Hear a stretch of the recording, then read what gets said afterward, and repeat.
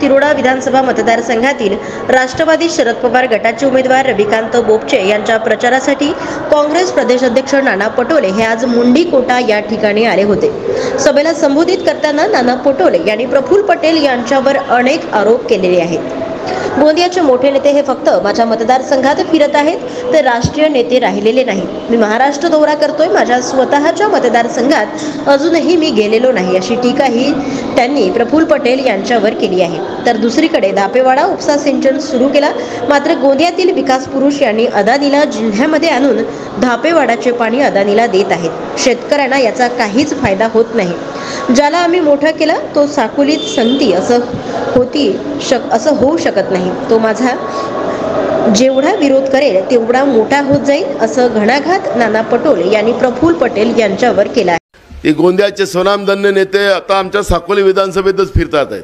सध्या आता त्यांना कुठंच नाही आहे, ते राष्ट्रीय नेते नाही राहिले, ते आमच्या साकोलीतच फिरतात, तिकडे गलोगली फिरून राहिलेत। तसं आता गुड्डू फिरतोय ना आपल्या प्रत्येक गावात, तर अशासारखं तिकडे गोंदियाचे नेते आमच्या साकोलीत फिरतात। मी अजूनपर्यंत गेलोच नाही, मी महाराष्ट्रातच फिरून राहिलो। म्हणजे मी फॉर्म भरला साकोली विधानसभेचा आणि तेव्हापासून मी महाराष्ट्राच्या दौऱ्यात आहे। मी अजूनपर्यंत साकोली विधानसभेत गेलोच नाही, पण ते गोंदियाचे स्वनामधन्य नेते ते तिकडे साकोलीमध्येच फिरतात आहेत आणि ते काय सांगतात की नाही नाही नाही नाना पटोले काही बनू शकत नाही। मला एक सांगा, आपल्या घरचा पोरगा मोठा झाला तर आपल्या सगळ्यांचा फायदा होईल असं सगळ्यांना वाटतं ना? वाटतं की नाही? काही असो, दुसऱ्याचा असेल तरी आमच्या मुलातला पोरगा मोठा झाला, आमच्या गावाचा पोरगा मोठा झाला, आम्ही पण केलं ना त्यांना मोठं।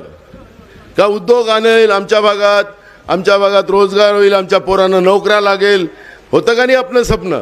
आपण केलं ना, मतदान केलं ना एका घरच्या माणसाला। पण आज तोच माणूस ज्याला आम्ही मोठं केलं तो जिल्ह्यामध्ये विशेष करून साकोलीमध्ये जाऊन सांगतो की नाही नाही नाही होऊ शकत नाही।